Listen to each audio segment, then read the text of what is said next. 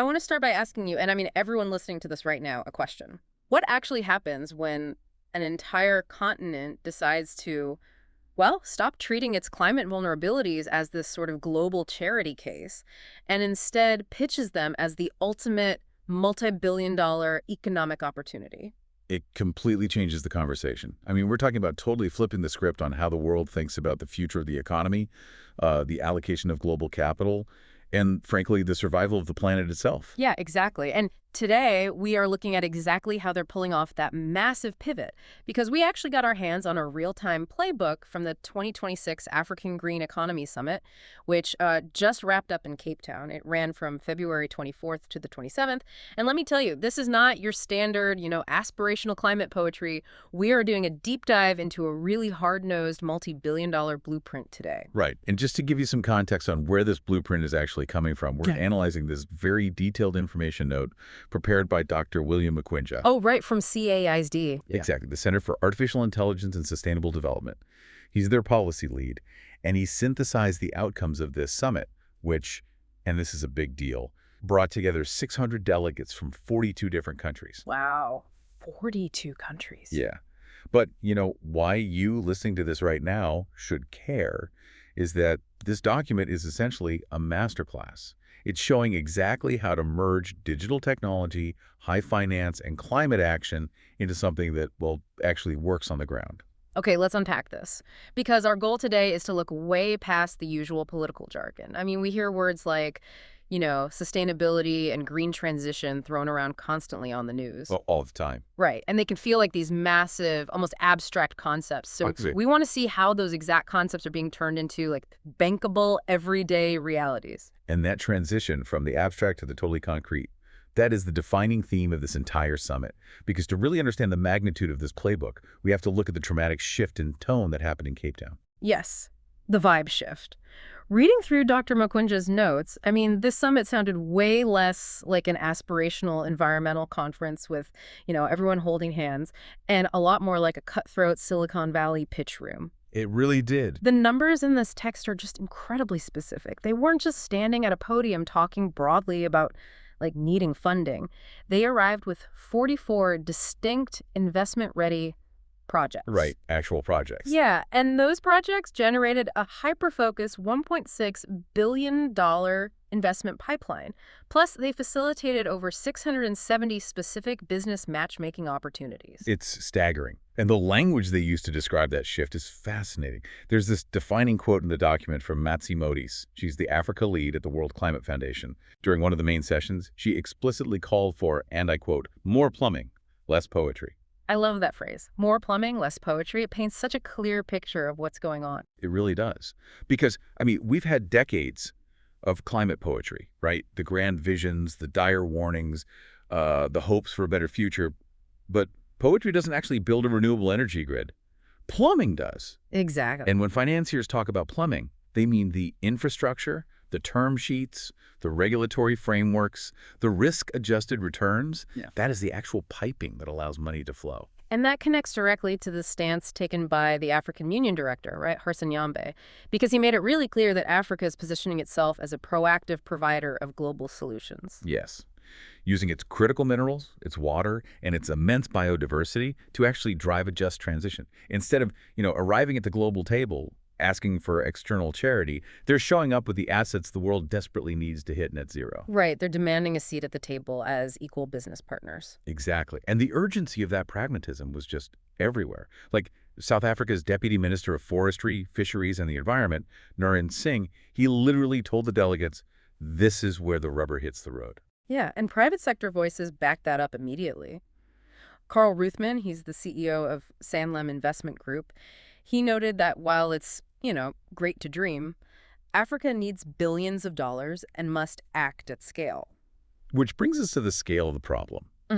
Because Dr. McQuinja's notes highlight this really stark reality that was pointed out by Barbara Buckner of the Climate Policy Initiative. Oh, the 3 to 4% stat. Yeah. Despite having these outsized infrastructure needs and severe climate vulnerabilities, Africa currently only receives about 3 to 4% of global climate capital. 3 to 4%. That is just a massive disconnect. It is, and we really have to explain why that number is so incredibly low. Hmm. It's not because the global capital doesn't exist. Hmm. There are literally trillions of dollars sitting in pension funds and private equity just looking for a return. But global capital speaks that language of plumbing. It flows where there are clear, verifiable, legally binding investment pipelines. If an investor in New York or Tokyo cannot calculate the statistical likelihood of getting their money back, what they call a risk-adjusted return, they simply will not invest. So the entire mission of this summit was to build that piping. Exactly. So the other 96% of that capital can actually start flowing. Which brings us to a really fascinating dilemma. Here's where it gets really interesting.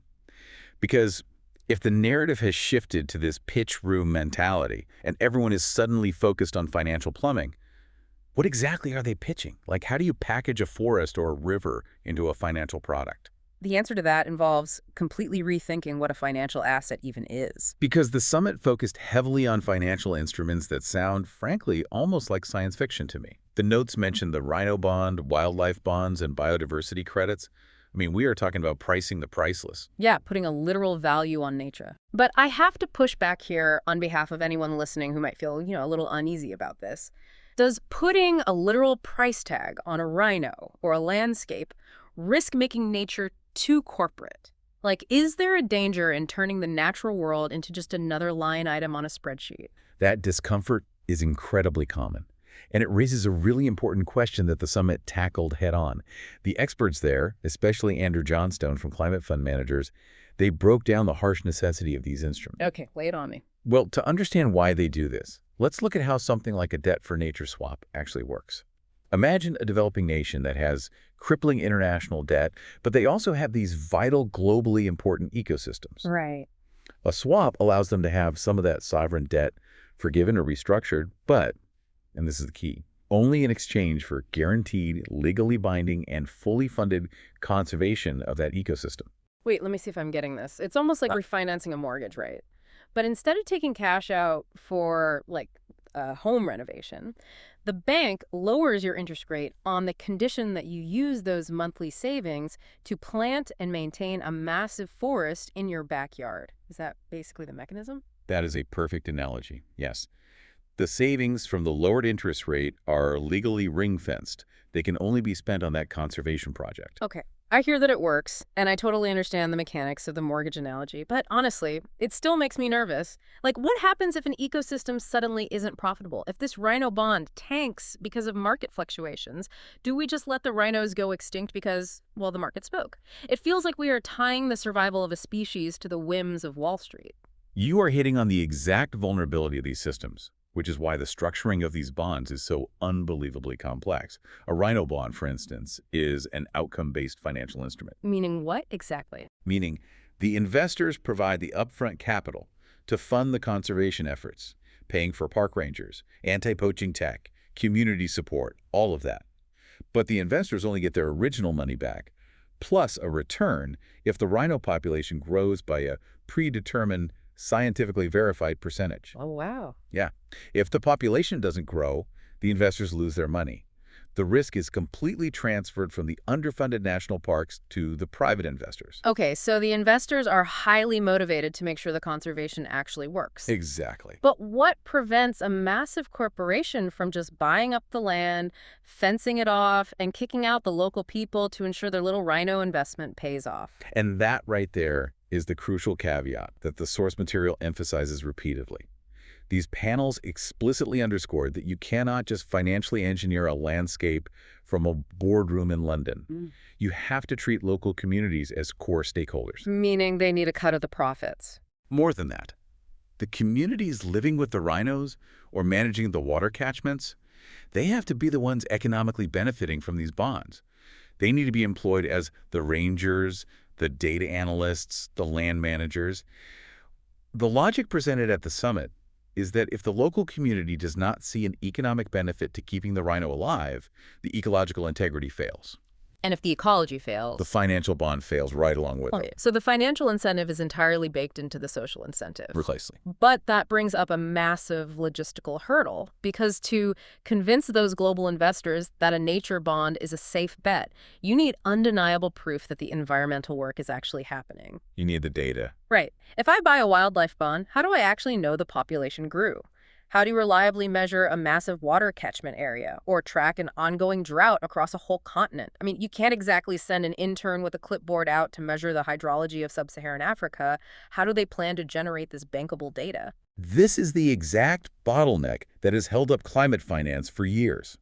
And it is exactly where Dr. William McWinch's specific expertise comes into play, because his specialty at CAISD is aerospace technology.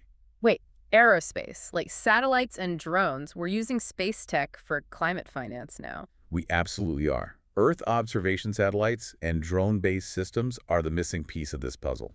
These technologies provide the transparent, third-party verified metrics that investors absolutely demand. Okay, walk me through that. Let's trace the path of that data. Sure. Let's say you want to know if a water catchment is recovering after an investment. You don't guess, and you certainly don't rely on self-reported spreadsheets. You have a satellite in orbit using multispectral imaging to measure soil moisture levels From space. from space. It's tracking vegetation health through infrared sensors and mapping land use changes week by week. And then that raw data is beamed down, processed, and converted into an environmental metric that, an investor in New York can instantly verify on their dashboard. Yes. And no one can tamper with it. It is entirely objective. At the summit, there was this high-level water financing panel where Obadiah Mungai from the World Resources Institute Africa made a brilliant point about this. What did he say? He said the barrier to water financing isn't hydrology.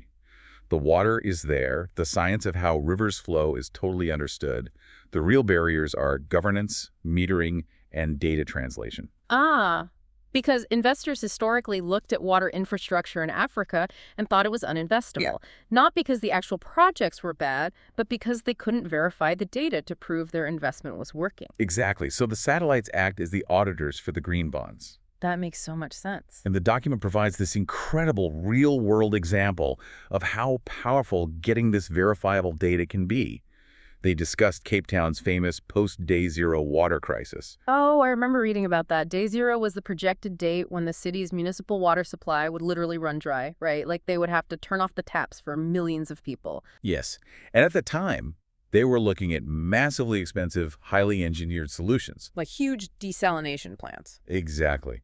But when they actually looked at the verified data of their water systems, they proved that restoring the natural water catchments, which basically involved clearing out invasive alien plant species that were sucking up millions of liters of groundwater, that was demonstrably more cost-effective than building traditional desalination plants. Wow. Nature, when it's properly measured, audited, and managed, was the better infrastructure investment. Catchment restoration actually beating out a high-tech desalination plant. I mean, Yeah. that is a perfect example of turning a climate vulnerability into an economic win.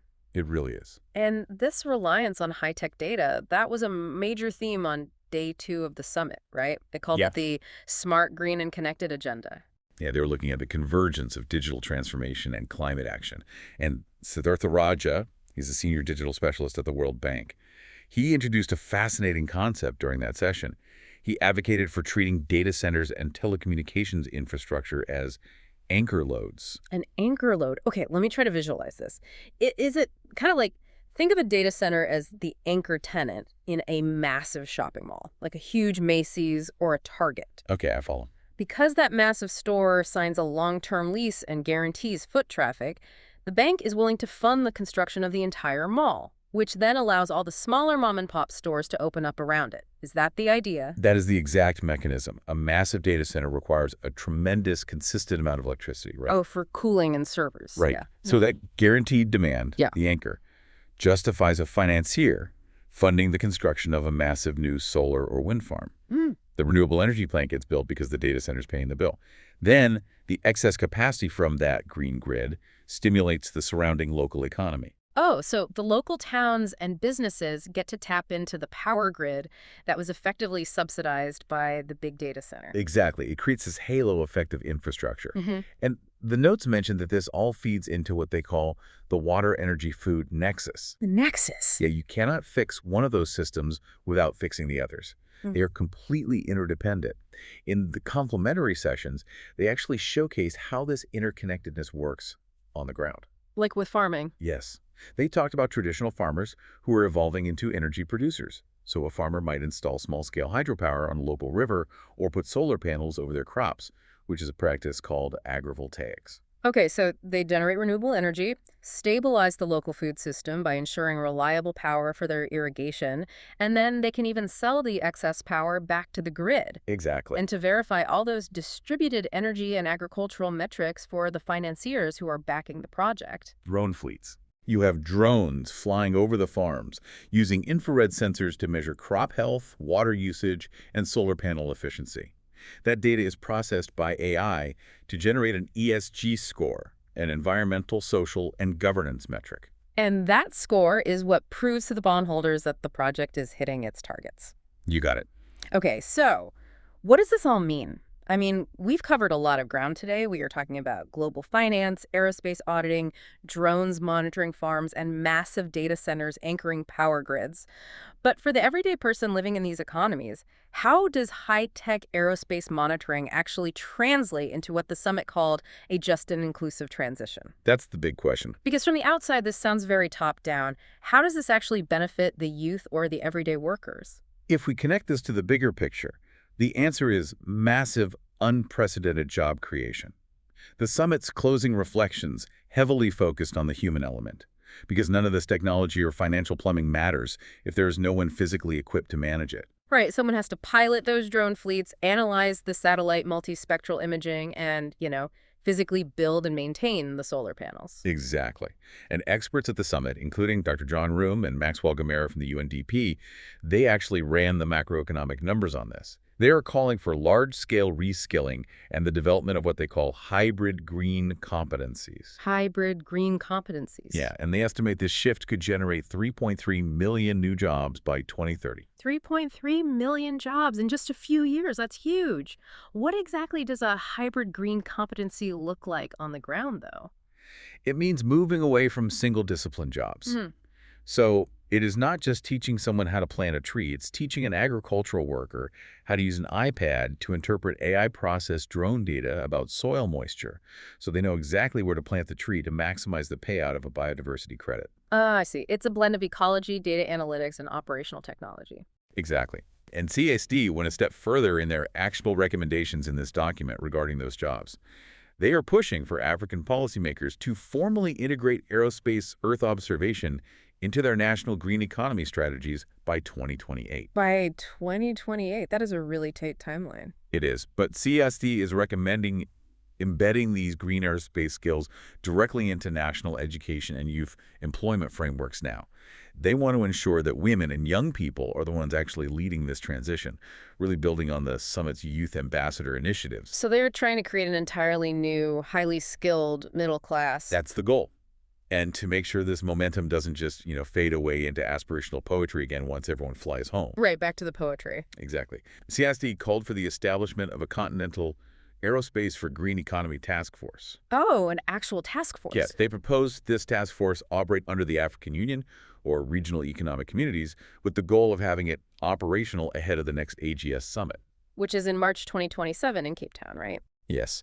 And CND even offered to co-lead pilot projects linking that satellite water monitoring directly to innovative finance instruments. They really want to scale up blended finance facilities. And for anyone who might not know, blended finance is basically when public money or philanthropic grants take on the initial highest risk in a project. Right. Yes, exactly. By absorbing that first layer of risk, it makes the private commercial money feel safe enough to jump in and provide the massive scale needed. You nailed it. Yeah. And by explicitly relying on satellite-verified metrics, these blended finance facilities can turn what used to be seen as an uninvestable water risk into a highly attractive, fully audited asset class for that $1.6 billion pipeline. Wow. Let's pull all these threads together because the journey we have just gone on is incredible. We started with a vibe shift, A huge vibe shift. a realization that the aspirational climate poetry of the past isn't going to save us.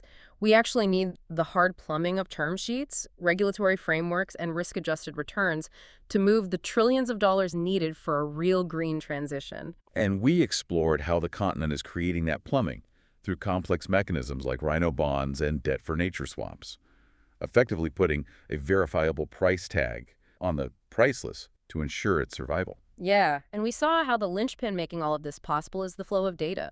Using Dr. McWinge's specialty of aerospace technology satellites and drones to provide the irrefutable third-party proof that investors need to deploy their capital. Which ultimately leads to 3.3 million potential new jobs for a newly skilled workforce, actively managing the water-energy-food nexus. The biggest takeaway for you listening to this right now is that while this specific summit was focused on Africa, the strategies we're talking about here are universal. Yeah. Using AI, aerospace tech, and blended finance to turn a climate vulnerability into a competitive advantage, that is the new gold standard for the entire global economy. It really is. This is the playbook for the next decade, no matter where you live. It's a blueprint for how we survive the next century.